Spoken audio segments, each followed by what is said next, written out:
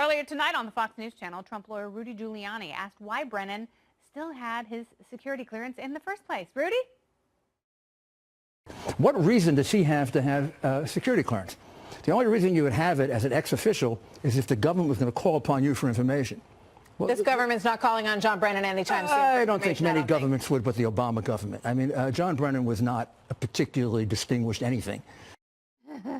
So should President Trump go ahead and wipe out the security clearances of other Obama administration officials? And why stop there? Joining me now, Ohio Congressman and Freedom Caucus member Jim Jordan. Welcome back to the show, sir. Good to be with you, Kennedy. All right, so Congressman, why do so many people have these clearances? Yeah, they shouldn't. Look, Brennan leaked the dossier to Harry Reid. He's lost his clearance. Clapper lied under oath when Senator Wyden, Democrat senator, asked him a question. Susan Rice lied 5 times, actually, playing Benghazi on a video.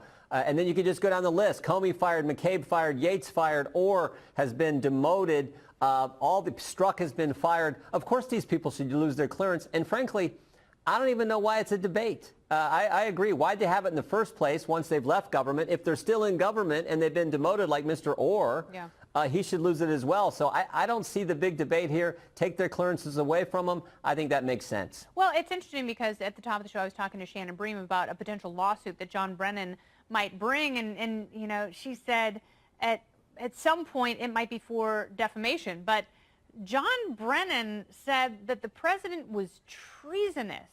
And his comments, and the comments were questionable that he made standing next to Vladimir Putin. There's no doubt about that. I think they were poorly delivered, they were poorly thought out, and to a lot of people they were offensive.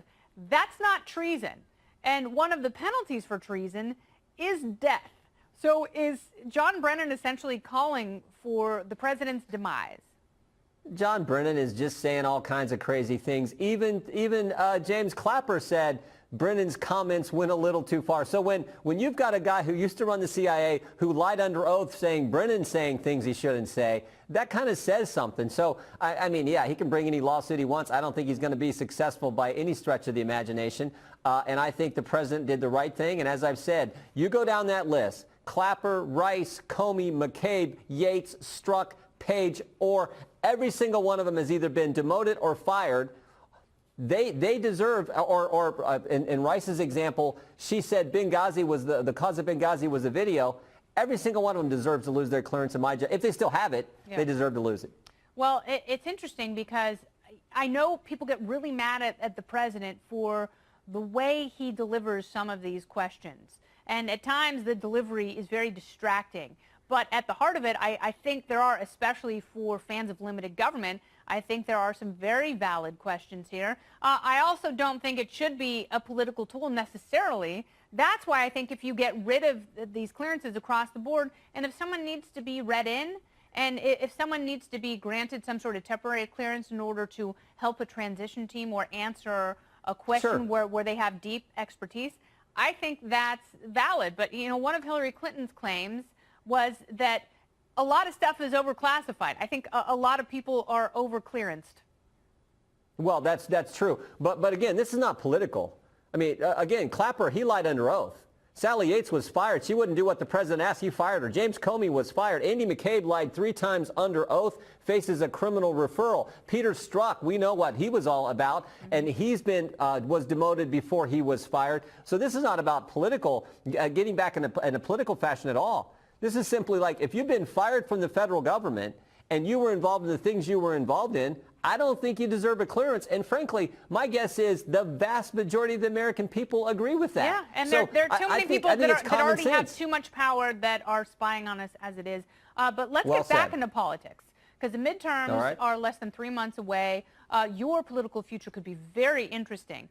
However, former Trump senior advisor Steve Bannon, says that if the midterms were held today, the GOP would lose 35 to 40 seats. He wants to make the midterms a referendum on the impeachment of the president, because if Democrats do flip 23 seats, that's all they need to gain control, the likelihood of impeachment goes way up, despite fears about losing the House. The Republican National Committee smashing fundraising records.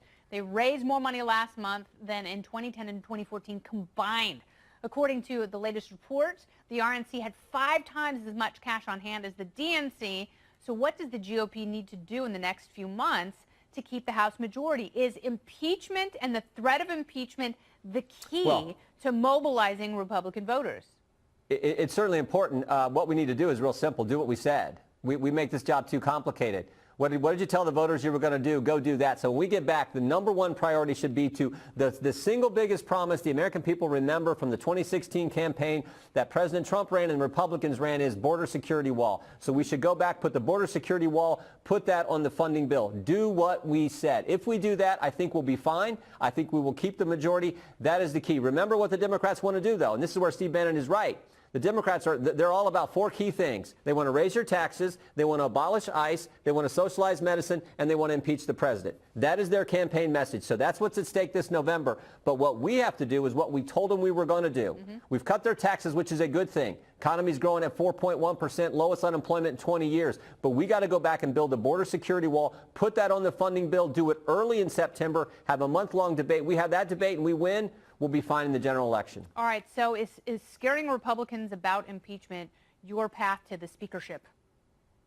No, doing what we said is the path for Republicans to maintain the majority. If, in fact, we keep the majority, I plan to run for speaker. And if I'm given the opportunity to lead, we will be focused on one simple thing, what I just said, doing what we told the American people we were going to do when they gave us the privilege to go serve them. That's got to be our goal. You got to cut spending, too. Well, when you got a $22 trillion debt, you're exactly right. We're going to hit a $1 trillion deficit. So that's another thing we have to focus on. Amen. But the biggest promise they remember from 2016 was the border security wall. All right, Congressman Jordan, thank you very much. Hi. Former CIA Director John Brennan has lost both his security clearance and his mind as he continues free-falling down a negative rabbit hole of hypocrisy and insults, trying to drag the president with him into his dirt cavern. John Brennan clearly has no shortage of animosity and political opinions, and while he attacks the president for being treasonous and undignified, he's not exactly carrying himself with the weight and respect of someone who ran the world's largest spy agency.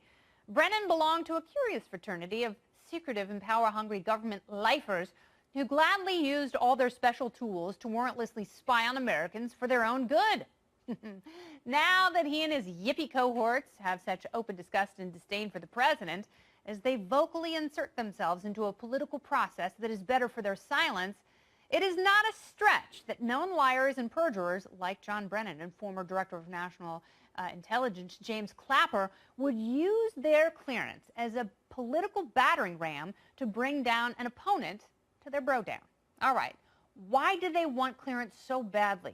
If you leave government life for greener private sector pastures, why on earth do you still need to peep in the nether reaches of national secrets unless you're either addicted to preserving that special power or you plan on making sweet cash off your top secret stash?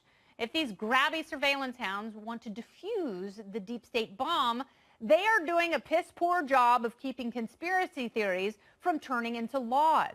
By throwing public tantrums at the threat and reality of revoking clearance with such defensiveness and vigor, all they're doing is making the deep state seem much more real than the shallow one. John Brennan can sue whoever he wants if it calms his sad fifis, but it's all a distraction from the ultimate and valid question of why so many people have clearance in the first place. Maybe this is as good a time as any to ask whether or not spying liars deserve to hold on to their peeper power like a flower arrangement from a baby shower. And that's the memo. Daniel, what do you make of this? Do you think he has a chance to sue and get his clearance back? I mean, he's admittedly lied to Congress and all kinds of things. Yeah, I frankly just wish this would go away. All I can tell you, from having spent so much of my career overseas, and much of it tracking Soviet and then Russian intelligence, the guys who are celebrating the most right now are in the Kremlin. I'm sure Vladimir Putin is hosting a vodka party celebrating how well his influence campaign has effectively injected a virus into our political system, which John Brennan, in my view at least, is amplifying with his unsubstantiated claims about how Putin could blackmail the president and then calling the president guilty of high crimes and misdemeanors based on the president's performance in Helsinki. Yeah, and so you don't think, I take it, those opinions are accurate?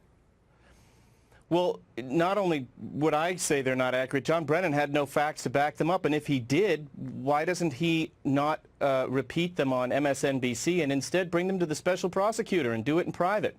When he speaks publicly about this, especially without any facts, our own citizens are listening, but equally as important, foreign governments and the foreign spies on whom we rely for intelligence stealing secrets on our behalf. And that they would rightly question whether they could trust our government sharing the secrets that they have if they listen to John Brennan, and Brennan, with a wink and a nod, says that he knows something that the president is guilty of, but he can't talk about specifically what the facts are, all based on the fact that Brennan has a security clearance and his past position as director CIA.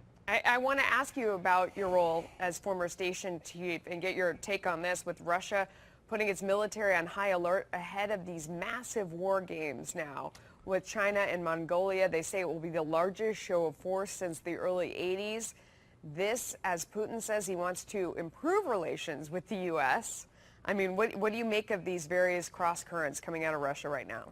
Well, Russia and China are talking about a strategic partnership, and even though I think they are long-term competitors for sure, they both agree that they want to reduce the United States' influence in the region, in Asia, specifically in the Korean Peninsula. They would like to reduce, if not eliminate altogether, our military presence in the region, and they want to prevent any sort of regime change in North Korea. So this is all about Russia, first and foremost, I think, showing that partnership with China. It's also important for Vladimir Putin in terms of messaging his own people.